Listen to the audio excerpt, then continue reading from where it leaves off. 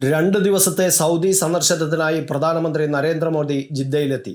Saudi രാജകുമാരൻ Muhammad bin സൽമാന്റെ ക്ഷണം സ്വീകരിച്ചാണ് പ്രധാനമന്ത്രി സൗദിയിൽ എത്തിയിരിക്കുന്നത്. 40 വർഷങ്ങൾക്ക് ശേഷം ആദ്യമായാണ് ഒരു ഇന്ത്യൻ പ്രധാനമന്ത്രി ജിദ്ദയിലെത്തുന്നത്. പ്രധാനമന്ത്രിയുടെ വിമാനം സൗദി വ്യോമാതിർത്തിയിലെത്തിയപ്പോൾ സൗദി വ്യോമസേനയുടെ F-15 വിമാനങ്ങൾ അകമ്പടി സേവിച്ചു. ഊഷ്മളമായ സ്വീകരണമാണ് നരേന്ദ്രമോദിക്ക് ജിദ്ദയിൽ ലഭിച്ചത്. ജിദ്ദയിലെ കിങ് അബ്ദുൾ അസീസ് അന്താരാഷ്ട്ര വിമാനത്താവളത്തിൽ ഹൃദ്യമായ വരവേൽപ്പാണ് പ്രധാനമന്ത്രി നരേന്ദ്രമോദിക്ക് ലഭിച്ചത്. മക്ക ഡെപ്യൂട്ടി അമീർ സയ്യിദ് ബിൻ മിഷാലിൻ്റെ നേതൃത്വത്തിലുള്ള സംഘം പ്രധാനമന്ത്രിയെ സ്വീകരിച്ചു. പ്രധാനമന്ത്രിയുടെ വിമാനം സൗദി വ്യോമാതിർത്തിയിൽ പ്രവേശിച്ചതു മുതൽ സൗദി എയർഫോഴ്സിൻ്റെ F-15 വിമാനങ്ങൾ അനുഗമിച്ചിരുന്നു.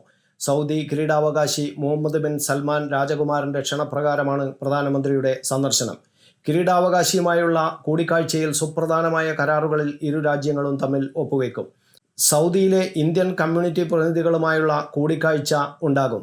കൂടാതെ ഇന്ത്യൻ തൊഴിലാളികൾ ജോലി ചെയ്യുന്ന ലേബർ ക്യാമ്പിലും പ്രധാനമന്ത്രിയുടെ സന്ദർശനമുണ്ട്.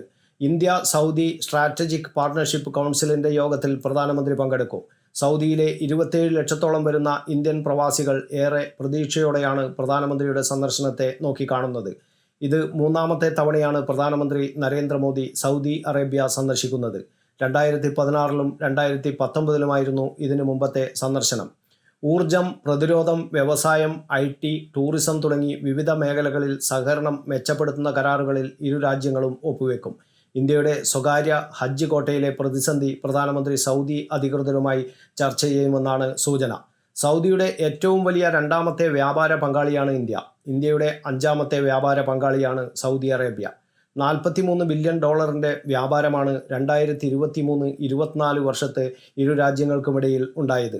സൗദി അറേബ്യയുമായുള്ള ഇന്ത്യയുടെ സുദീർഘവും ചരിത്രപരവുമായ ബന്ധത്തിന് താൻ അങ്ങേയറ്റം വില കൽപ്പിക്കുന്നുവെന്ന് പ്രധാനമന്ത്രി നരേന്ദ്രമോദി പറഞ്ഞു.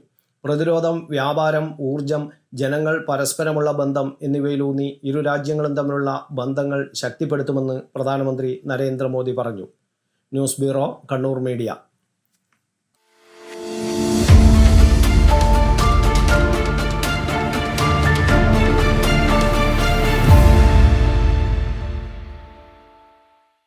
വിവാഹ പർച്ചേസുകൾക്ക് കുറഞ്ഞ പണിക്കൂലിയിൽ സ്വർണം മുൻകൂട്ടി ബുക്ക് ചെയ്യാൻ അഡ്വാൻസ് ബുക്കിംഗ് സ്കീം. പണിക്കൂലിയിൽ 50% വരെ ഡിസ്കൗണ്ട് നേടാൻ മൈ ഗോൾഡ് സേവിംഗ് സ്കീം. പണിക്കൂലി ഒന്നുമില്ലാതെ സ്വർണ്ണാഭരണം സ്വന്തമാക്കാൻ ഗോൾഡൻ ബഡ് സ്കീം. എന്നും വിശ്വസ്തയോടെ സ്വർണം സ്വന്തമാക്കാൻ ആരാധന ജ്വല്ലറി, കുവൈറ്റ് ആൻഡ് കണ്ണൂർ.